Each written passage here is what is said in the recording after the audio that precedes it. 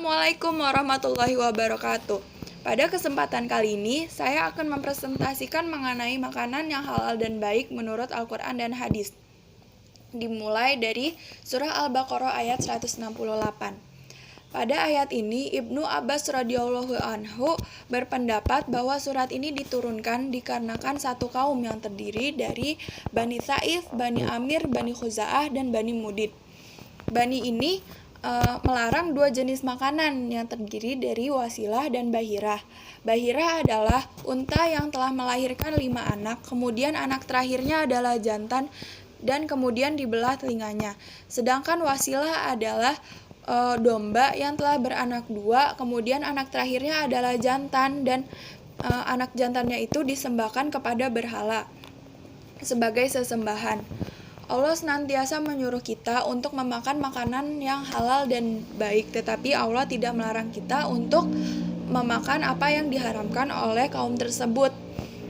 Mereka membuat hukum haram dan halalnya sebuah makanan didorong karena hawa nafsu mereka dan juga tradisi para nenek moyang. Itu disebabkan karena bisikan setan dan juga hawa nafsu mereka sendiri. Kemudian dilanjutkan kepada ayat 169. Pada ayat ini menjelaskan bahwa setan senantiasa menyuruh kita untuk berbuat perbuatan yang jahat dan keji. Ketika manusia telah di jalan yang lurus, setan berusaha agar gimana caranya kita sebagai manusia tidak di jalan yang benar. Itu tugasnya setan di dunia. Kemudian beralih ke ayat Al-Baqarah ayat 172. Pada ayat ini kita disuruh bersyukur atas segala nikmat yang diberikan kepada kita, baik makanan, pakaian maupun apapun. Pada ayat ini juga kita disuguhkan mengenai pengertian dari makanan yang baik. Apa sih makanan yang baik itu? Makanan yang baik itu bisa didefinisikan menjadi 2, yaitu makanan yang baik menurut zatnya dan makanan yang baik menurut cara memperolehnya. Makanan yang baik menurut zatnya adalah makanan yang bermanfaat bagi kesehatan tubuh kita dan tidak membahayakan tubuh kita. Contohnya telur, daging ayam, dan kacang-kacangan. Sedangkan yang membahayakan itu diharamkan, contohnya daging babi, bangkai-bangkaian, dan lain-lain. Kemudian makanan yang baik menurut cara memperolehnya itu adalah makanan yang diperoleh dengan cara yang tidak melanggar syariat agama Islam. Misalkan dengan cara mencuri, itu berarti makanannya tidak baik kalau misalkan dengan caranya mencuri. Kemudian lanjut ke ayat 173. Pada ayat 173 ini mengatakan bahwa halal dan haramnya makanan itu hanya bisa ditentukan oleh Allah Subhanahu wa Ta'ala. Manusia yang menetapkan hukum haram dan halalnya sebuah makanan berarti sama saja dia menyamakan dirinya sendiri dengan Allah, dan itu berarti sifat musyrik. Dalam ayat ini juga menjelaskan ada 4 jenis makanan yang diharamkan oleh agama. Yang pertama itu darah. Yang kedua itu bangkai dan babi dan segala jenis makanan yang disembelih tanpa atau selain dengan mengucapkan nama Allah. Tentunya ini juga dibuat oleh Allah untuk masyarakat atau manusia itu sendiri, untuk kebaikan manusia sendiri. Tetapi para ulama ada yang mengatakan bahwa binatang yang bertaring dan bercakar kuat juga diharamkan oleh agama. Tetapi ulama lainnya berpendapat bahwa binatang tersebut makruh atau boleh dimakan jika dalam keadaan terdesak.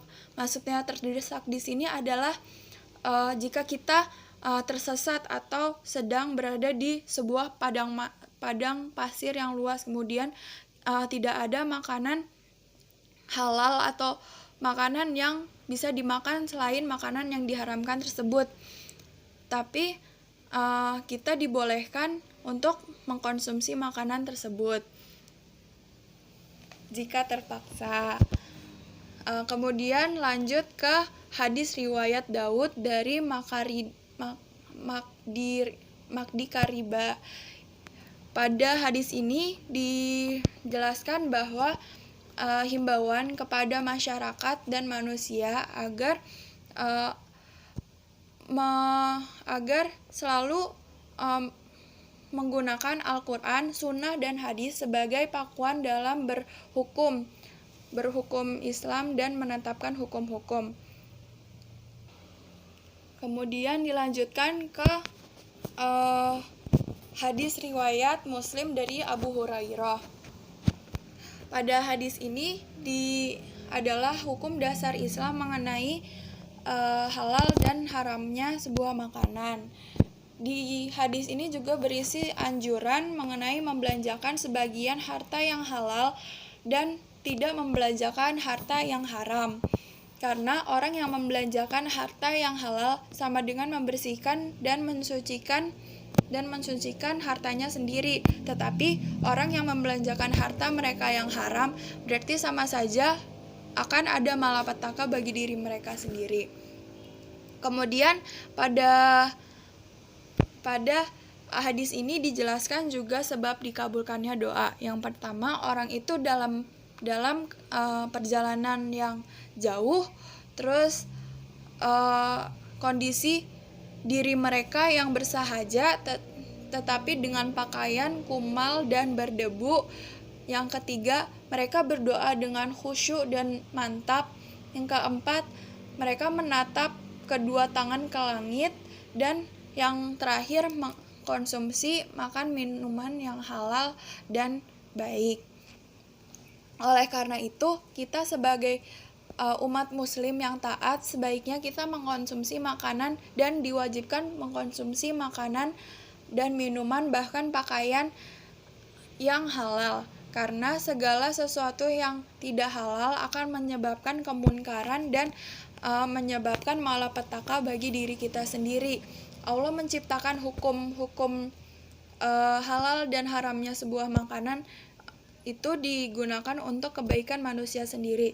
Jadi sebaiknya manusia sendiri ini mentaati untuk kebaikan mereka sendiri. Sekian dari saya, kurang lebihnya mohon maaf. Wassalamualaikum warahmatullahi wabarakatuh.